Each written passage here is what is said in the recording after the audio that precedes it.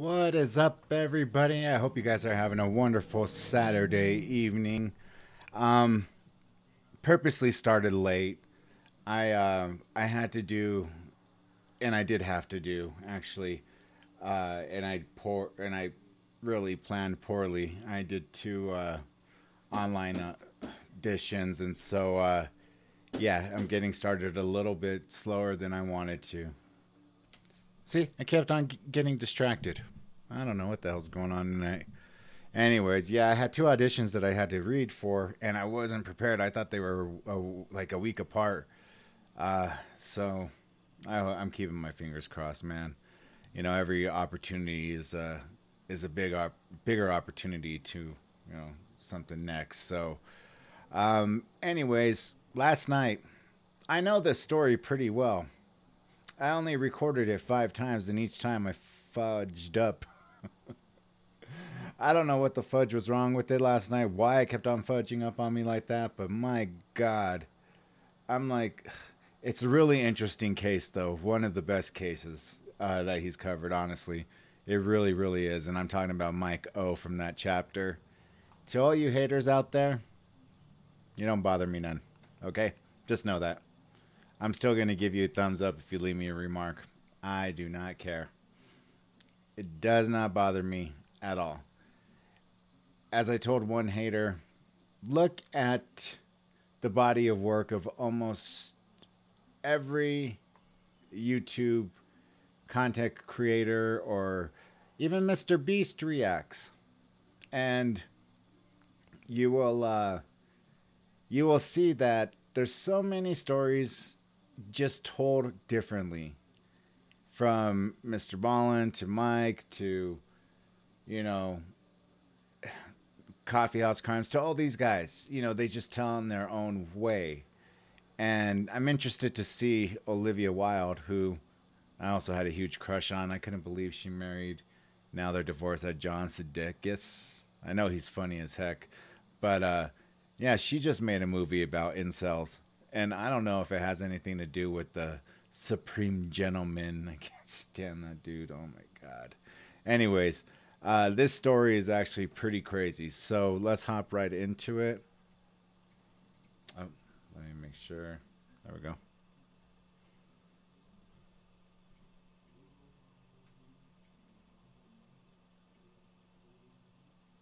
And here's Mike from that chapter. It was there. Sorry about that, guys. Shouldn't take that long to get there. Here we go. Back, if you remember, Let's that. go ahead and do this. There we go. Hey you, and welcome. My name is Mike, and in this whole video, I'm going to tell you a story, right? It's a story which has got a lot in it, and it's got quite a few similarities to another story I told you a while back. If you remember that lad Stephen Port. As it often, Anthony, I know nothing about through how they come to be. Stephen, this is serious. Yeah. Okay. It was pretty memorable. Imagine you're on the savannah, right, and you can see lions stalking and hunting little old gazelles. Now change savannah to app, and lion to a man named Mark Latunski. He loved the app Grinder. Grind's gonna grind, and he loved it because it allowed him to lure people to a certain basement in Michigan. People went there thinking they were gonna have a whale of a time. Nope. Not so. Instead it was ropes, it was chains, and not in a good sort of way, and also a frying pan frying things which should not be fried. So, let's give it a go. Mark certainly did. It was a new moon, and as a result of that, Latunski said that he normally eats Rocky Mountain oysters, and instead of... So, you guys know what Rocky Mountain oysters are. I take it 99% of you guys know. For the 1%, don't feel too bad. It was made popular by the state of Colorado. What it is it's chopped up. I don't want to say chopped up. It's chopped off bull testicles that then they smash down and deep fry. And my friends of those who have had them love them. Because all you're going to do is cut them up, smash them, batter them, deep fry them. Anything deep fried is good. I mean, give me a piece of coral that's battered and deep fried, and I bet you any money that thing's going to taste good. No, I'm not trying to wreck the oceans. I'm just saying, you know, for the sake of it. My sister-in-law used to make these really good burritos where she'd deep fry them. Deep fried burritos. Oh my God. That's when I used to eat like a pig. Yeah, they were the bomb. But yeah, they're quite nasty. Where's my drinks?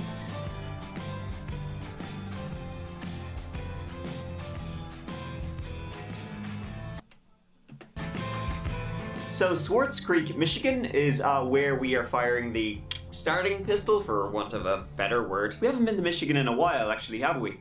I missed its cold embrace of disturbing shit.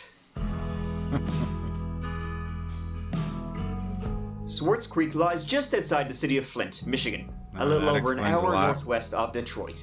About 5,500 people live there, and, yeah. It's a place that exists in the world. Moving on. And it's the place where a man named Kevin Bacon lived. Oh, yeah. See, we plan ahead. That way we don't do anything right now. Earl, explain it to me. Not that Kevin Bacon. Tremors rules.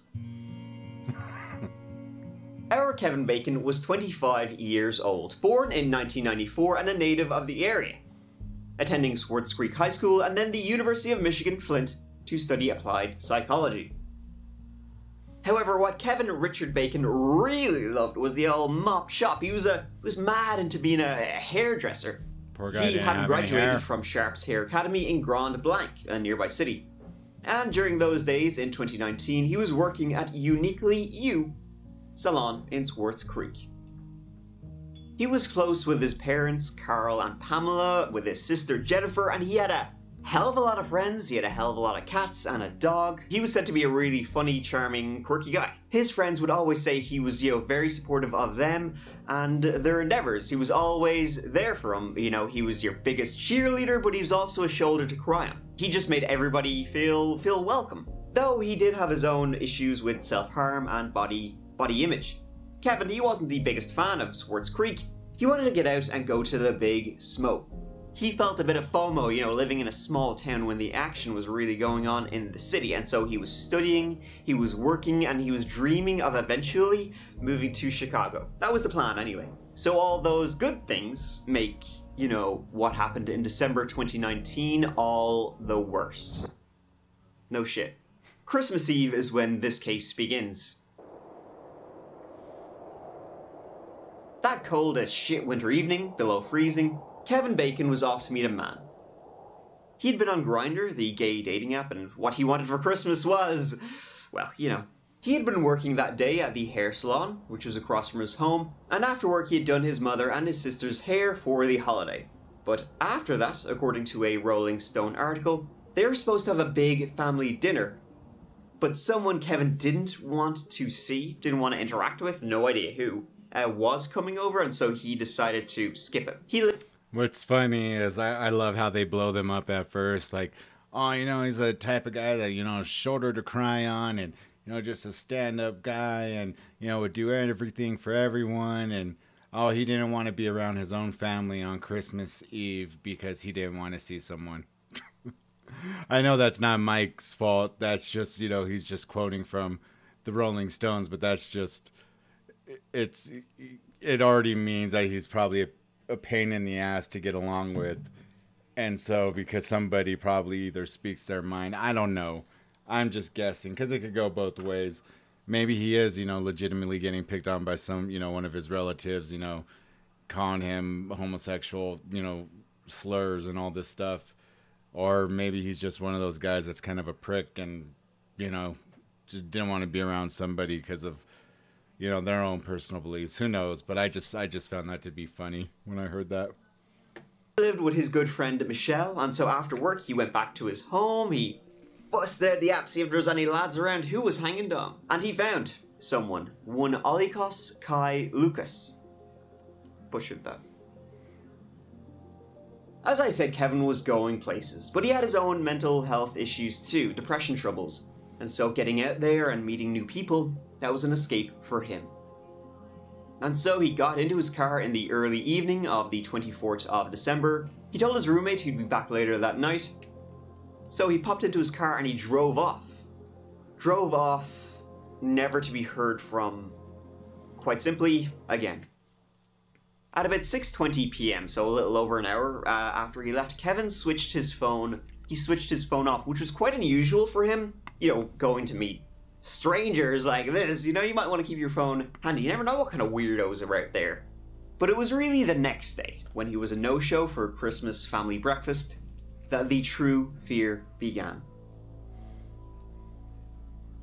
It was on the 26th of December that the searches for Kevin began, and word, you know, began to spread out. He had left to meet some stranger on Christmas Eve and never come back, never contacted his family, never contacted his friends. Very weird for Kevin. It was the next day, being the 27th of December, that Kevin's car was discovered on Miller Road, so still in the Swartz Creek area. They found the car by pinging his phone. Good coloring. So his phone was there, ding ding ding, but when they found the car, it did nothing to allay any fears they had, because, you know, inside the car, they found his clothing.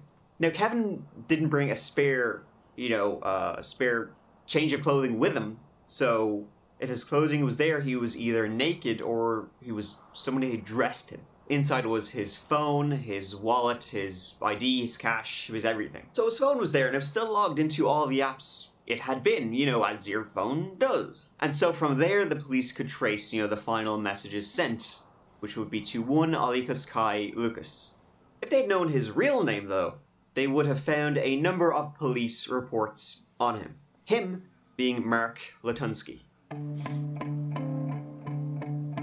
Kevin Bacon was not the first man Mark Latunski had lured to his home on West Terrell Road, Bennington Township, about a 20-minute drive west of Swartz Creek.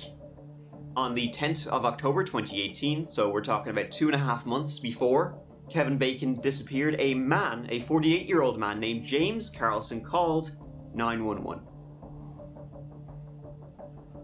Sorry, what's your 911? Where's your emergency? This is going to sound a bit vague. I'm here in Detroit. I'm from New York, and I met this guy at the bus station who wants to give me a ride, and I'm not even sure where I am. Well, I broke out in fucking basement, and I need a ride. Okay. I'm in trouble. I can't find my way back to his place if I wanted to. Sweetheart, I need help. Okay, I'm gonna get you help. Are you walking down the street right now? Yes, ma'am, I am. I know he drugged me. I don't know. I woke up in the fucking basement. Okay? Chained in the basement with a leather thing on my ankle, and I cut it with the butcher knife that I have in my freaking hand. Excuse my French. You know, here he has said fucking a couple of times, like, I've been fucking chained, I'm in this fucking basement. But then he's like, oh, I have this butcher knife in my freaking hand. He's like, excuse my French. Poor guy, man. I met this guy. I'm by. He was cute. He hit on me. I don't know. We went out to the car and truck. We went to the store, had a soda. I woke up in the basement. Okay.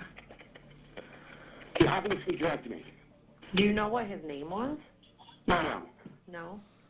And I don't want to pursue it. I want to go home.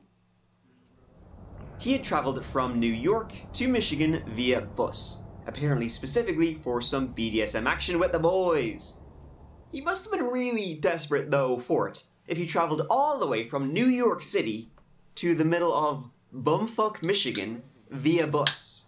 A quick Google, because I am a researcher, tells me that that journey takes about 20 hours on the bus. Anyways, that's besides the point. So he ended up at a bus station in Swartz Creek.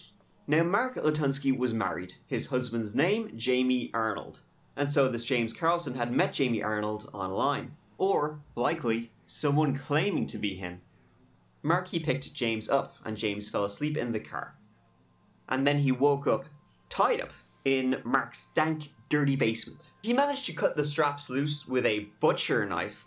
Why there would be a butcher knife in his little sex dungeon of all things is another story. And then he booked it out of the house calling 911. No charges were pressed in the end, And that was just kind of the end of it. But 6 weeks later, on the 25th of November 2019, it happened again. You gotta fucking be kidding me.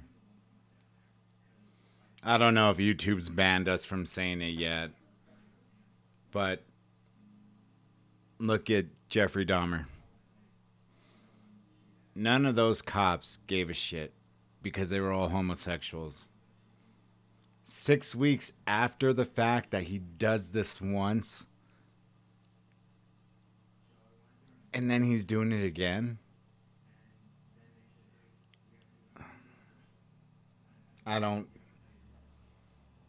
It's because they were homosexuals. I don't get it. It's fucking. This time, a 29-year-old man had ran out of Mark's house calling 911. Charlotte County 911. I was trying to get away from some creepy guy. He had me tied up in his basement. I'm sorry, what's that? I'm trying to escape from some guy who had me chained up in his basement. He had you chained in his basement? Where are you calling from? I don't know. He's after me. Okay, Z, I need you to go somewhere safe. If you can run up to somebody's house. Where are you at right now? Are you able to get away?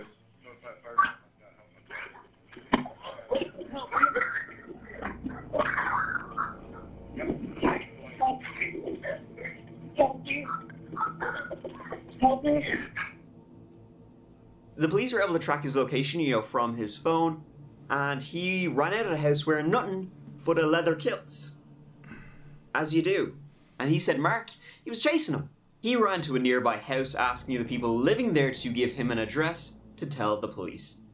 And so when the police arrived, again, well, nothing happened. Mark, he just said they were fooling around, in his basement up to little something something. And the reason he was chasing this fella out of his house was because, well, he was wearing Mark's leather kilt, and that was worth like $300. So he wanted it back. I hear a pounding at my door at 4 in the afternoon, and I jump up. My dogs are barking like you probably hear, and this kid has his face covered with a rag and a phone to his ear, and he's like, help me, he's after me, just scared to death out of his mind. This scene played out on Park's front porch, just a few houses down from Latunski's home on Terrell Street in Bennington Township. A gentleman pulls up in my driveway in a silver SUV, and he gets out, and he's wearing the same getup this guy's wearing, which is a leather skirt and a couple of belts crossing her body, no shoes on, no shirt. This kid grabs my arm and clutches behind me. Keep him away from me, just scared out of his mind. Again, kind of nothing happened, but these two guys managed to escape.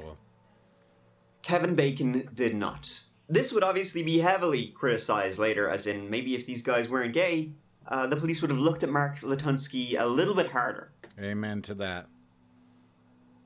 That is 100% truth right there. I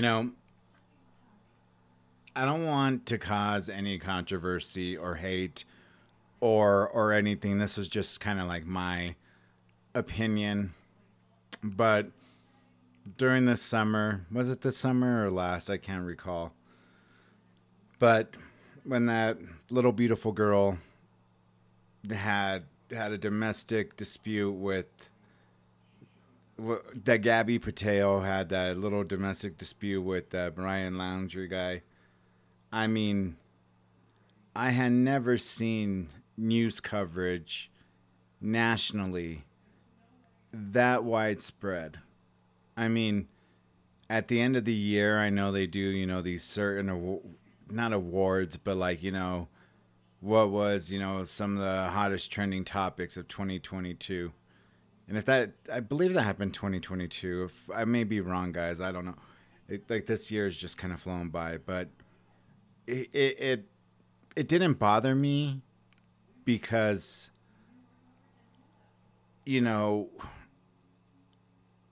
there's equality. We're all human beings, and we all deserve to be treated as such. But I mean, there have been, like he just said, this happened twice to two guys who are homosexuals.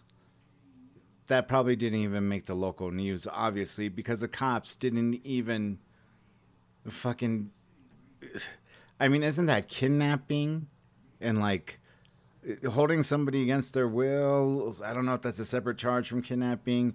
You know, assault because they're frightened of you or something, and because you change them up, you chain them up. You know, assault with a deadly weapon because they have a butcher knife, you know, that they were able to cut themselves out with. I mean, guys who are into law, please tell me, I mean, how many felony charges are there right there alone?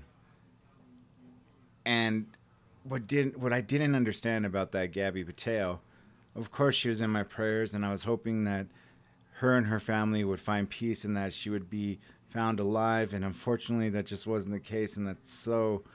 I hope that guy burns in hell, really. But there's so many missing, you know, LGBTQ people, you know, Hispanics, blacks, you name it. But they will never remotely come close to touching the type of coverage that she got. I mean, there wasn't a day that gone by that. And remember, it was Denver, Colorado's FBI office that took over the investigation as the lead, you know, FBI, since our headquarters are much bigger than the surrounding states' headquarters. And I was just, I was perplexed at the whole situation. I just couldn't believe that. God, look at how much coverage is about her, and yet, you know, these, you know, poor girls of color, or, you know, right away it's like, oh, they just ran away, give them some time, you know, they'll be back. Or, you know, somebody who recognizes themselves as being a part of that community, you know, like, same thing, oh, you know, they'll be back, they're probably just going through something. It's just like the excuses are fucking ridiculous. It seemed it could have been very different, but because it was, quote, gay guys doing stuff in a basement, end quote, the police didn't really give a shit. They're, you know, let's just let them at it. This is like that Dahmer situation again of the, you know, somebody running from a house and the police not believing them. It's a sad story. But who is Mark Latunski, aka Olikus Kai Lucas, as he went by on social media? Mark Latunski was born in 1969, a native Michigonian. He had a long history of mental health issues, having been committed to mental health facilities 4 times, being diagnosed with chronic major depression with psychotic features, adjustment disorder with depression, and anxiety with paranoid schizophrenia, along with borderline personality traits. And he was highly intelligent. He attended Central Michigan University, Iowa State University, and was a chemist by profession. According to his LinkedIn, he had worked in various labs, but was, most recently, self-employed. In 2001, he would marry Emily Latunski. That marriage would last about 12 years. In 2013, they divorced, and together they had 4 kids. He would lose access, though, to his kids due to his mental health issues, because he refused to take any medication, which never sets you down a good path. Like, this would lead him to, for instance, kidnapping his own children, or claiming he had murdered himself. Okie dokie then. In 2016, he remarried to a fella named Jamie Arnold. They met on Grindr. At first, Jamie, he said things were great. He and Mark was a sweet guy. Later, though, he said he couldn't keep up with the BDSM lifestyle, and he couldn't get Mark to take his meds. He later fled the house. Though together, they were very much into the... I mean, I don't know much about the whole, like, gay leather daddy stuff, but it's very intimidating. Jamie, do you think that it's possible that Mark has murdered before? Given the evidence at hand, I think it could very well be possible. So yeah, there you go. Okay, let me get this straight.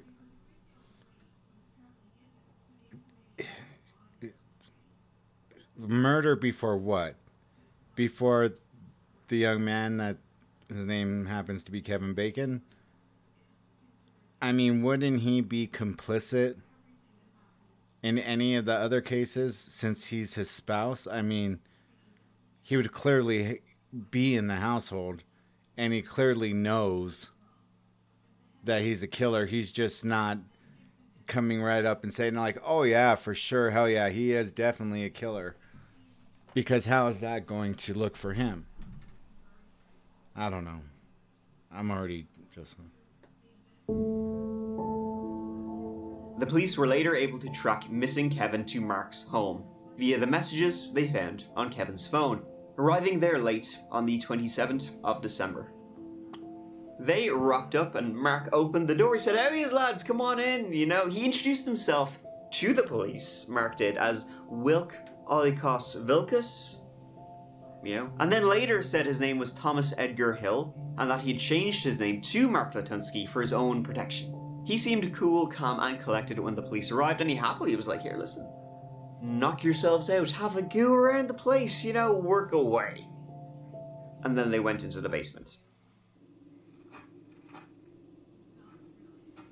In the basement, they found Kevin Bacon chained to the rafters by his ankles.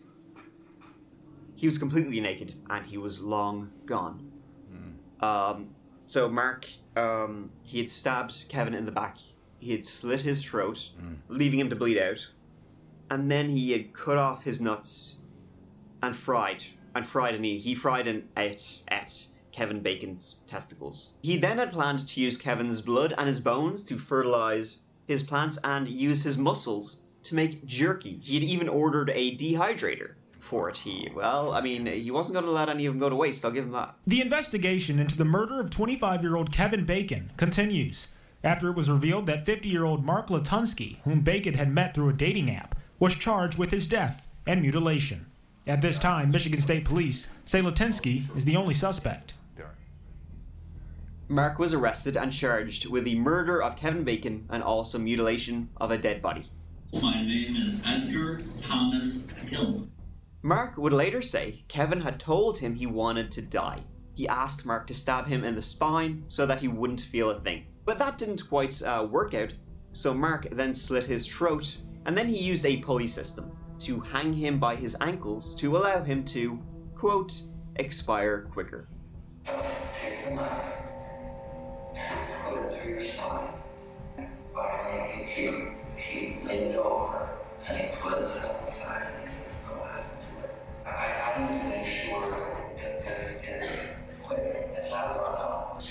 Look at the detective. And he's just kind of like, when usually they're like really up in their grill, like really trying to figure out these assholes, this dude's like taken back like shit.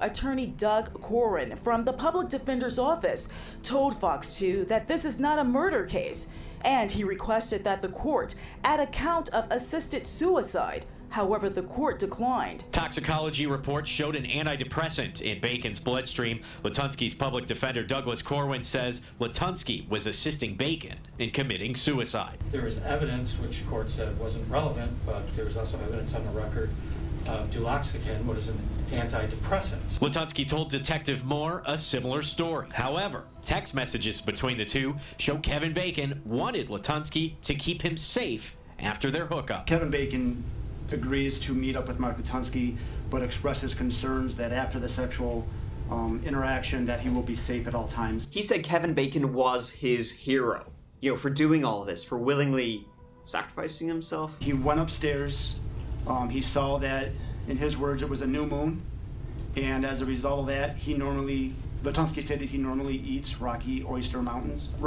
oysters, and instead of using the oysters that he had in his freezer, he decided to use the testicles of Kevin Bacon. Mark's lawyer would enter a plea of insanity, saying he was incompetent to stand trial, and this would be set by the judge, but about 9 months later, a judge overruled that decision. And then, in September 2022... Okay, this dude has been committed 4 times previously because of his...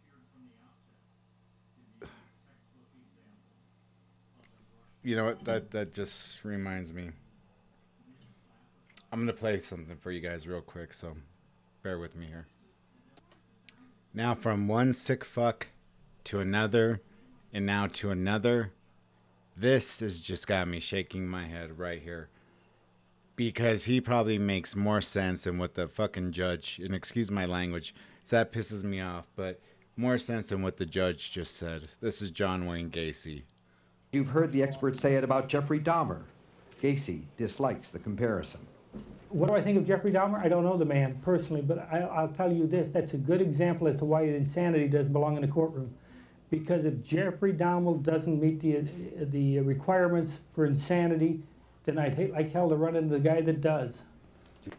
Wow.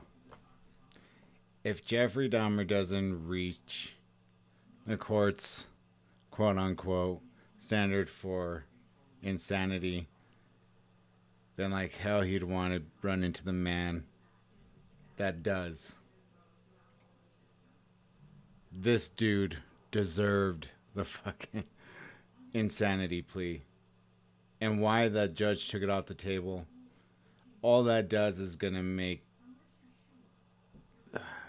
the correction officers' jobs 10 times harder. Having to constantly watch him for suicide watch, for fights, for drugs, for sex, for all that stuff. I mean, I don't get it. The dude is obviously freaking... He's not all there. My God. Just as things were beginning to gear up for Mark Latunski's trial, he suddenly about-faced. Instead of going through with a jury trial and hoping to be found not guilty by reason of insanity, he instead pleaded, against the wishes of his attorney, guilty to the murder and mutilation of Kevin Bacon. He pled guilty to all charges against him. Did you use a knife to stab Mr. Bacon? Yes, I did. Did you know that stabbing Mr. Bacon with the knife would most certainly create a very high risk of death or great bodily harm to Mr. Bacon? Yes, I did. After Mr. Bacon was dead, did you remove part of his body, specifically his testicles? Yes, I did. Did you move those testicles to the kitchen? Yes, I did. The court finds that this is a crime of cold calculation. Kevin Bacon's death was Mark Latunski's design. You know, and I think that's bullshit too. Just because if you're psychotic and they won't give you the insanity plea because it was premeditated, that's bullshit. Because there are a lot of psychotic people who that's all they dwell on. Kind of like a, you know, what do they call it? A COD, a compulsive disorder. What is it called? Obsessive OCD, obsessive compulsive disorder. I mean, that in itself can be premeditated. That if you're just sitting there, you know, you're going to kill, you're going to kill, you're going to kill, you know, and then you do it. That shouldn't automatically wipe the table clean of an insanity plea. And an insanity plea isn't no walk in the park. I mean, they're going to, you know, lock him up. They're going to treat him just like a freaking prisoner. And he's not going to get out. The court finds defendant guilty of first-degree premeditated murder. He selected the knife because the sword wasn't sharp enough. Latunski pled guilty last month, waiving his right to a jury trial, a move his attorney disagrees with. And no, I do not wish he had entered a guilty plea. I think that we would have been successful at trial, but we certainly have to accommodate his wishes and respect those. And then in October, he was sentenced to life in prison with no chance of parole. I think that's where he should be, you know, for his own safety. Well, not his own safety at this point, for everybody else's safety, to be frank. Though I am Mike. And so that kind of ends this reign of terror by Mark Latunski, a guy who was, well, you know, he was obviously completely not there at all, and did just the most horrific things. It's also a story of complete failure by the police. You know, when you have not one but two people, count them, two, you know, running from this guy's house saying they had been drugged and chained up and there was a butcher knife there. I mean, come on, what are you gonna do with that? You know, they had fled saying this guy was gonna do something that was not gonna be a lot of fun, probably not what they signed up for Grindr for. The police didn't give a single solitary shit until poor, you know, Kevin Bacon was tragically, you know, for such a lovely guy, had such a horrible end. It's the case of the writing once again, as we see time and time again, the writing being on the wall, but being ignored.